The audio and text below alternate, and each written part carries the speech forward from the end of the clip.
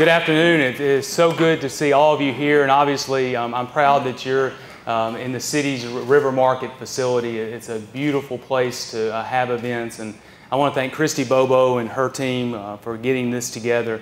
They do a remarkable job on behalf of the city, and again, I welcome you to this facility.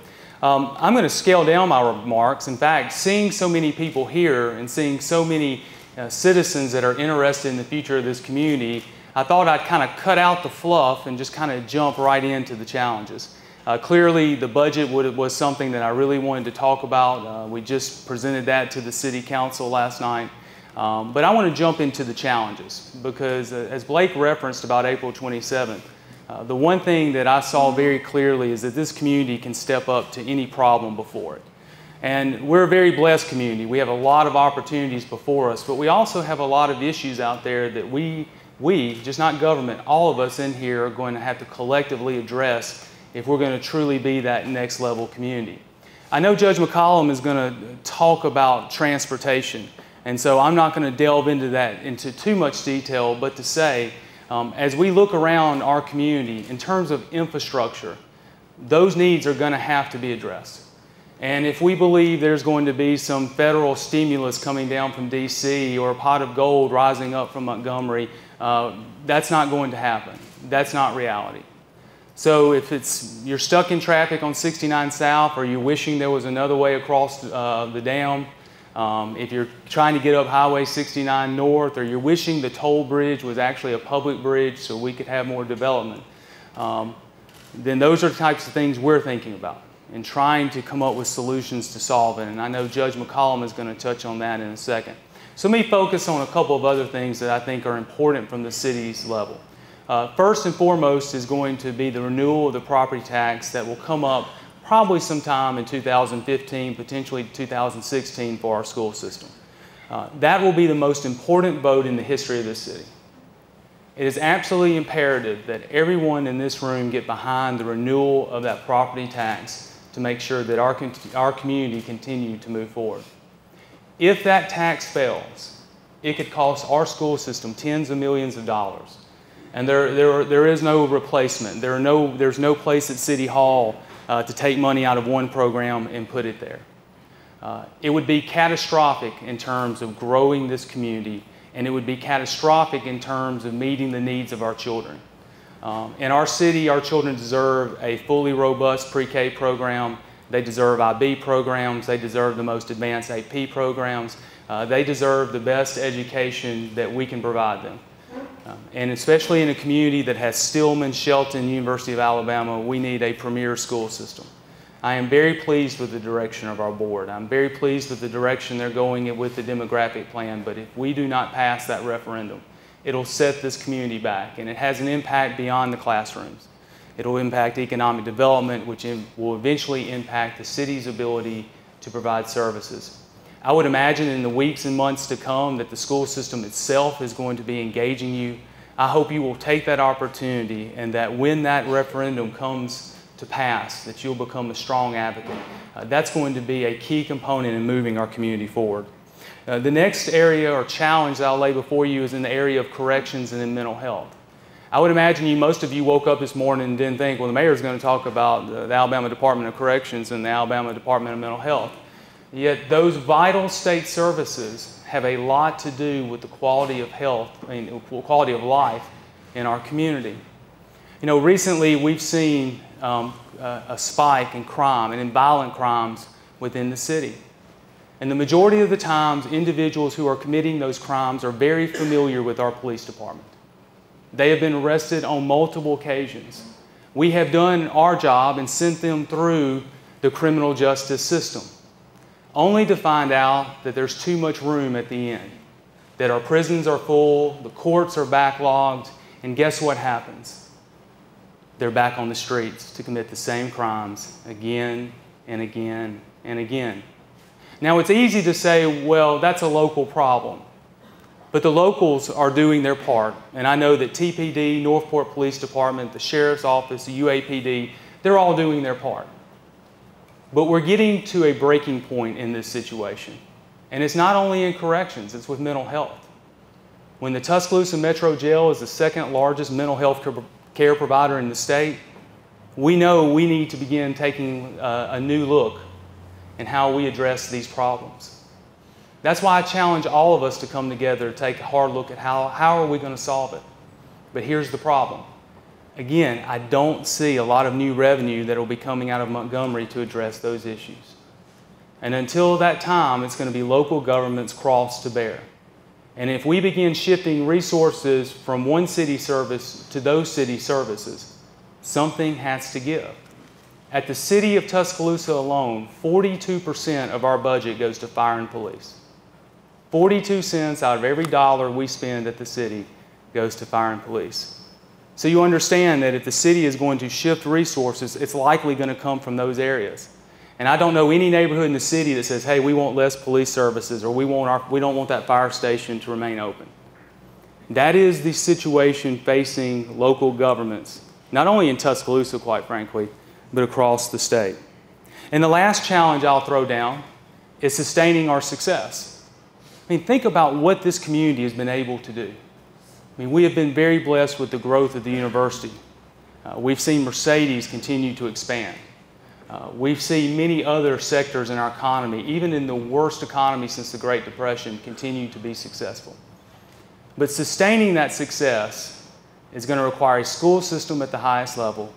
It's going to require infrastructure that can meet the needs of those growth, and making sure that our streets and our neighborhoods and our businesses are safe. Many of those problems can be solved by things that are outside our revenue streams. And that's why today I wanted to take this opportunity to share it with you.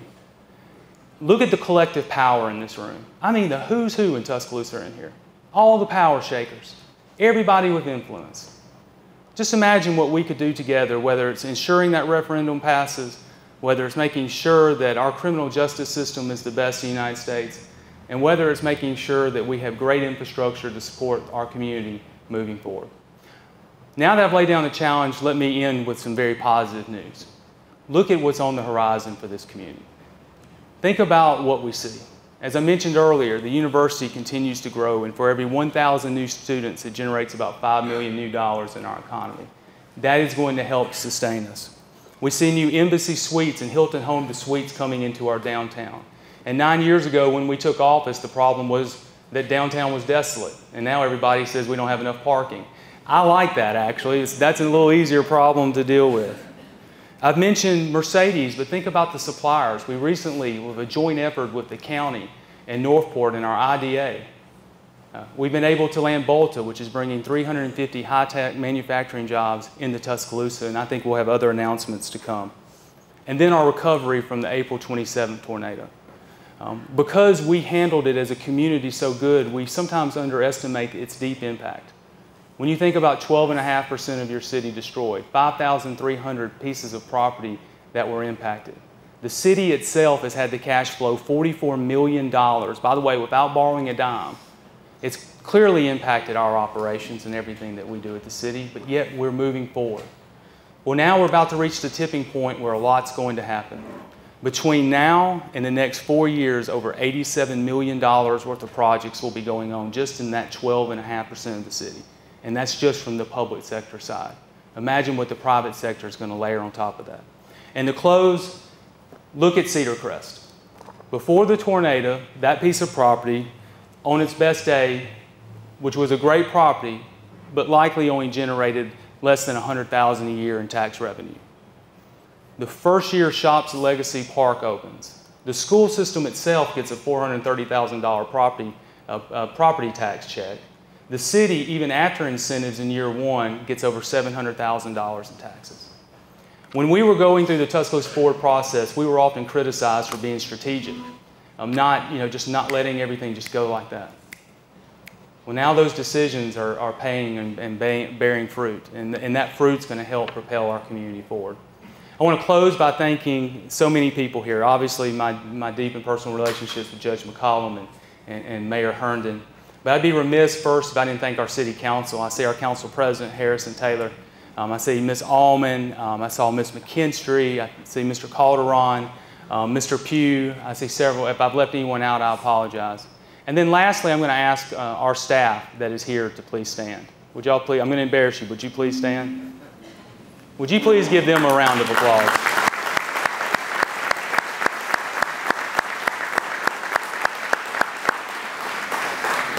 They're very blessed people. Number one, they get to work for an easy and non-demanding boss like me. But they're true public servants. I wish you could see every day what I see. People who could probably make a lot more in the private sector, but they care about you and they care about the city, and they will work countless hours in the belief that we're really doing something great at the city. I appreciate all of you for letting me serve as your mayor, and I look forward to answering your questions. Thank you. Regarding commercial, the question was, what's the possibility of a commercial airline service at the Tuscaloosa Regional Airport? I'm going to give the answer you probably don't want to hear, and I believe that to be very small. If you look at the airline industry today, it's an industry that's contracting. And when Tuscaloosa had a regional hub, it was because of federal subsidies that helped those commercial airliners be in more rural settings. That being said, we actually, though, see a very promising future for the regional airport. We're obviously marketing that as part of our aerospace packages that we're putting out there. And the more traction we gain on that could maybe in the future have small carriers or non-commercial characters, more private carriers come in and offer some sort of limited service. But right now our strategic focus is marketing the airport for aerospace. We have some 60 acres around the airport that is available for industrial development on the runway. And so we plan on utilizing that as part of our aerospace package. In terms of high-speed rail, that's something I'd really encourage you to talk to ALDOT and to the governor about. Alabama, as a state, is not participating to the level that I think the federal government would like to see. Now, in defense of the state, they're dealing with roads and bridges, and that's the crisis in front of them, and I understand that. But I think there's a better likelihood of a high-speed rail connection over the next 20 years than probably expansion of the commercial airport, and the city is definitely interested. I know the county and Northport is interested as well. I think the ability to solve problems. Being a mayor, you don't get caught up in Republican or Democratic issues. I have a great council, but whether it's getting Ms. Smith a garbage cart or working on a major transportation project, every day there are opportunities for you to actually get something done. And I truly enjoy that aspect of being mayor.